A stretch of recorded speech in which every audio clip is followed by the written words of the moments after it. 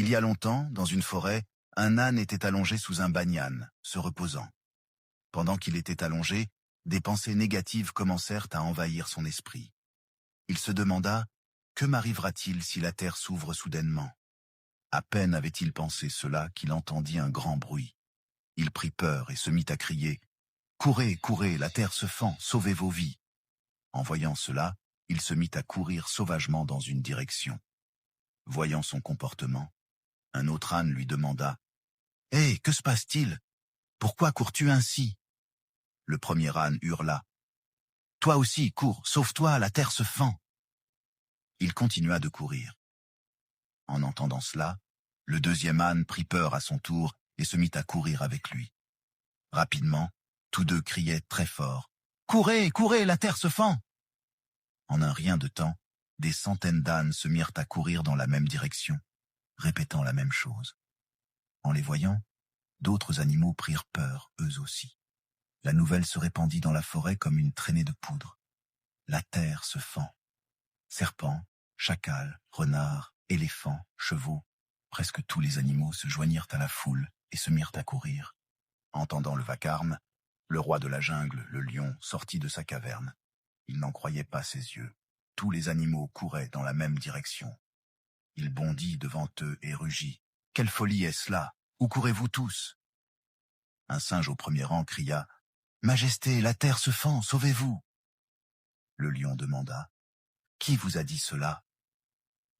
Tout le monde se regarda. Le singe répondit « Le guépard me l'a dit. » Le guépard ajouta « Je l'ai entendu des oiseaux. » Après avoir posé plusieurs questions, ils découvrirent que l'âne avait lancé cette rumeur. On amena l'âne devant le lion. Le lion demanda « Comment sais-tu que la terre se fend ?»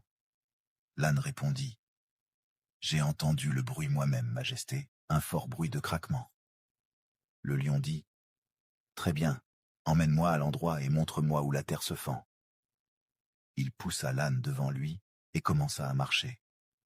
Tous les animaux les suivirent, effrayés. Lorsqu'ils atteignirent le banyan, l'âne dit « Majesté, je me reposais ici. Soudain, j'ai entendu un fort bruit de craquement.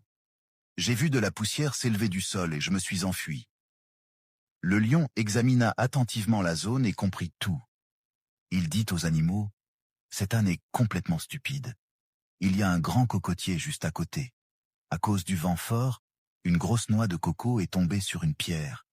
La pierre a bougé et un peu de poussière s'est élevée dans l'air. Cet âne a cru que la terre se fendait. » Le lion continua « Mais mes frères, c'est un âne. Et vous? N'avez-vous pas de cerveau? Rentrez chez vous et dorénavant, réfléchissez 10 fois avant de croire une rumeur. Amis, dans notre vie aussi, nous croyons souvent des rumeurs sans vérifier la vérité.